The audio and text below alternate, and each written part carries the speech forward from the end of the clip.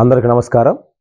నేను మీ మెడబల Venkatrao, chairman, doctor ముక్కు కవిత గోశాల, మన్నేరు గ్రామం, పామూరు మండలం, ప్రకాశం జిల్లా, ఆంధ్రప్రదేశ్. మిత్రులారా, ఈ గోశాలను మనము 2019 సంవత్సరంలో ప్రారంభించుకోవడం జరిగింది. ఒక గోమాతతో ప్రారంభమైనటువంటి ఈ గోశాల ఈరోజు సుమారు 20 గోవులకు నిలయంగా ఇక్కడ తయారవడం ఎంతో సంతోషించదగ్గ విషయం. అదేవిధంగా ఈ గోశాలను సుమారు 100 గోవుల గోశాలగా అభివృద్ధి చేయాలనేటువంటి ఒక ఉద్దేశంతో నేను ముందుకెళ్తున్నాను. మా ఎమ్మెల్యే గారు డాక్టర్ ముక్కు ఉగ్రనరసింహారెడ్డి గారికి కూడాను మేము తెలియజేస్తున్నాము. ఈ గోశాలకి ఒక 5 ఎకరాల పొలం కేటాయించవలసిందిగా మేము అడిగి ఉన్నాము. సార్ కూడా సానుకూలంగా స్పందించి ఉన్నారు. కాబట్టి ఈ గోశాల కూడా మేము డాక్టర్ ముక్కు కవిత గోశాలగా నామకరణం చేసి ఉన్నాము. అదేవిధంగా మా గోశాలలో ఉన్నటువంటి గోమాత అయినటువంటి ఈ సాయి లక్ష్మికి, ఈ సాయి లక్ష్మి శివైక్యం చెందిన తర్వాత సుమారు గుడి కట్టాలనేటువంటి ఒక ఉద్దేశంతో నేను ఉన్నాను. సుమారు 1-2 కోట్ల రూపాయలతోటి గుడి నిర్మాణం చేయాలి, గోమాతకి గుడి నిర్మాణం చేయాలి, డాక్టర్ ముక్కు కవిత గోశాల వారి టెంపుల్ గా దీనికి నామకరణం చేస్తున్నాము అని ఈ సందర్భంగా మీకు మనవి చేసుకుంటూ, ఈ యొక్క గోశాల అభివృద్ధిలో మా అమ్మ, మా నాన్న, మా కుటుంబ సభ్యులు, మా భార్య అందరూ కూడాను ఇందులో సహకరించినందుకు వారికి ప్రత్యేకంగా ధన్యవాదాలు తెలియజేసుకుంటూ, భగవంతుడు ఈ అవకాశం నాకు ఇచ్చినందుకు దీన్ని నేను ఎంతో ఆనందంగా భావిస్తూ ఉన్నాను.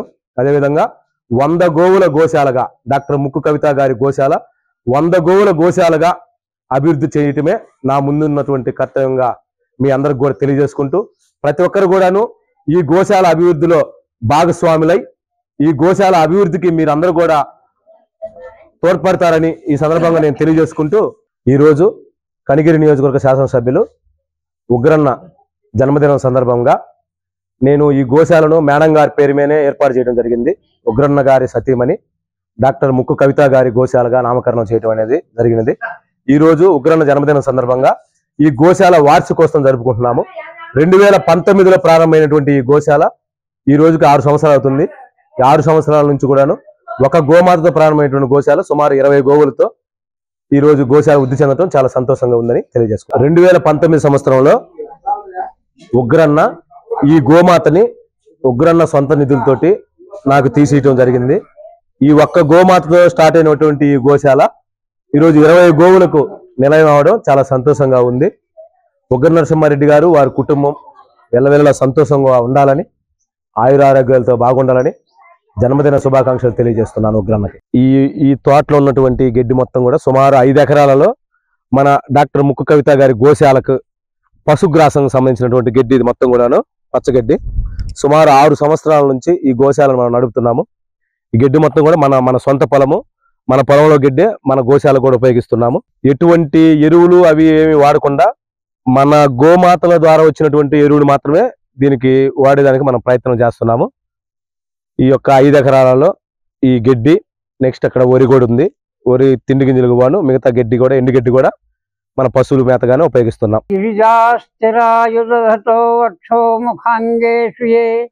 లోకానాం స్థితిమావహంచ నిహతాం స్త్రీపుంసయోగోద్భవాం తే వేదత్రయమూర్తయ స్త్రీపురుష సంపూజితావత్సురైః భూయాసు పురుషోత్తమాంబుజ భవ శ్రీకంధరాశ్రేయసే.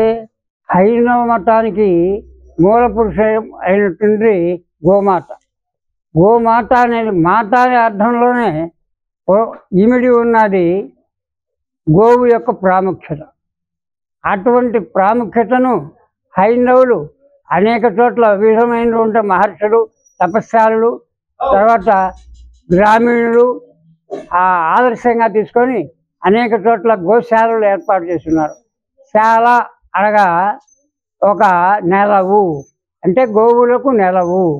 గోవులను ఒక చోట చేర్చి వాటిని పోషణ అనేది చేసేటువంటిది హైందవులకు మోక్షానికి నెలవైనటువంటిది అని చెప్పి పురాణాలు, ఇతిహాసాలు చెప్తూ ఉంటాయి.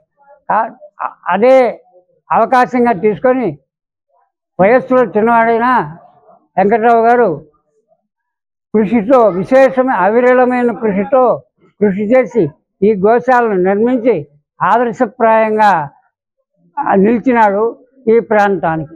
దాదాపు నేను చూపించేంతట్లో ఈ ప్రాంతానికి దగ్గరలో ఎక్కడ గోశాల అనేది ఎక్కడ కనపడదు. ఇది నిస్వార్థమైనటువంటి సేవ.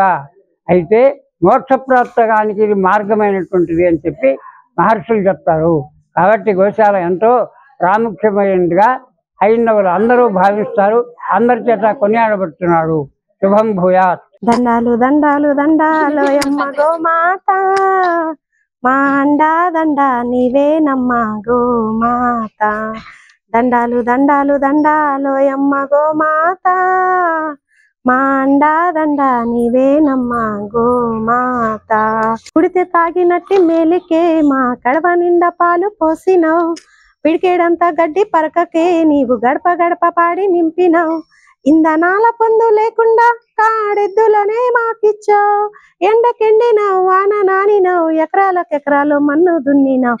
దండాలు దండాలు దండాలు యమ్మ గోమాత, మా అండా దండ నీవేనమ్మ గోమాత. మా అండా దండ నీవేనమ్మ గోమాత. కొమ్ములందు వెంకటేశుడు, నీ కన్నుల్లో కైలాసవాసుడు.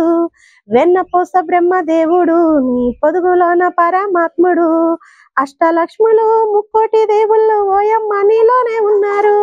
నీ 4 పాదాల ఈ నేలని నడిచి భూమిని చక్కగెలుతున్నారు.